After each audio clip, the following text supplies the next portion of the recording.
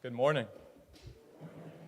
I'm honored to stand before you today, not just as a graduating senior, but as a member of this congregation. As I look around the room this morning, I see the faces of people who have mentored me, encouraged, supported, and even challenged me. And as I've stumbled through my journey, not only of high school, but my life as a whole. This morning, I'd like to start off with just a simple story that has had a dramatic impact on the way that I view my high school experience. One afternoon in March, earlier this year, I had decided to go for a run, which, in all honesty, I rarely ever do. But I wanted to get some exercise in between school and homework. And so 45 minutes later, and a couple of miles, my legs were aching and I turned back onto my street and I slowed down to a stroll. And as I looked up, I saw my neighbor, and he was walking down his driveway to enjoy a walk of his own on this beautiful afternoon. This man has lived next to me for almost my entire life, but I only see him once or twice a month, and I hold a conversation with him even less frequently. However, today was different. This morning, we approached each other, and we gave each other a smile, and I decided to ask him how everything was going. The conversation started out like every other conversation, talking about nothing in particular. Oh, the sun's nice, family's good, parents are good, school's going great.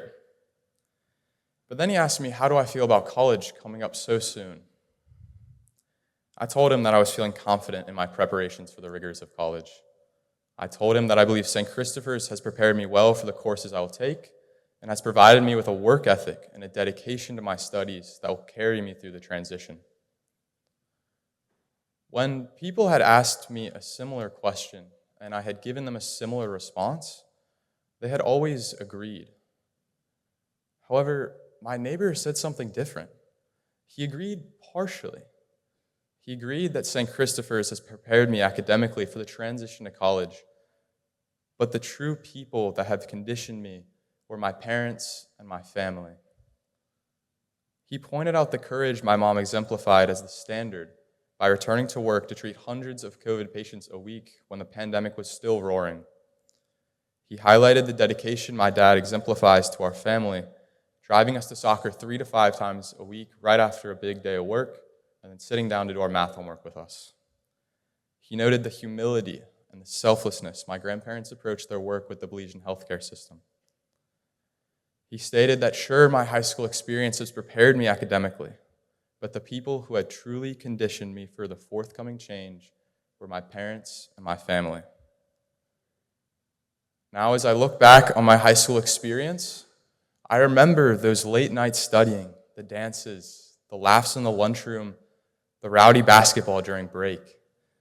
But more importantly, I remember the relationships, the ones I made and the ones I even lost, the ones that have shaped the foundation of my high school experience and the character that I will carry with me to college.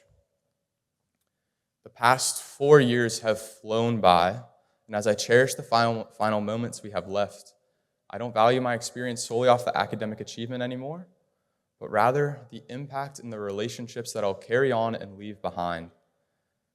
To my family, especially my parents, thank you. You have truly been my greatest teachers, and your willingness to let me experiment and to support me no matter where I choose to go has been the greatest gift of them all. This moment for us seniors is a moment of change, but excitement. It's an exhale from the constant sprint of high school, but is returned by an inhale of new challenges and new environments that will force us to succeed in a whole new manner. As we turn this corner in our lives, I hope that you will remember to stay connected with those you might leave behind. Remember to build relationships with compassion and empathy wherever you go. And remember that those who have supported you here in the congregation and at home will continue to do so. And they'll pick you up if you might fall and always have your back. As God walks us through the valley of the shadow of death and comforts us, the people here, although we might leave them behind physically, will continue to do the same no matter where we go. So today, I say thank you to my parents, my family, my friends, and those who have supported and encouraged me along this journey. Because as John said, in John chapter 10, when Jesus declares that the work he does in his Father's name testifies to him and his character of the Messiah, whatever endeavor we might choose to pursue, whether in college or beyond, is a testament to the lessons and the values you all have instilled upon us throughout our entire lives up to this point. And we are truly grateful for each and every one of those. So thank you.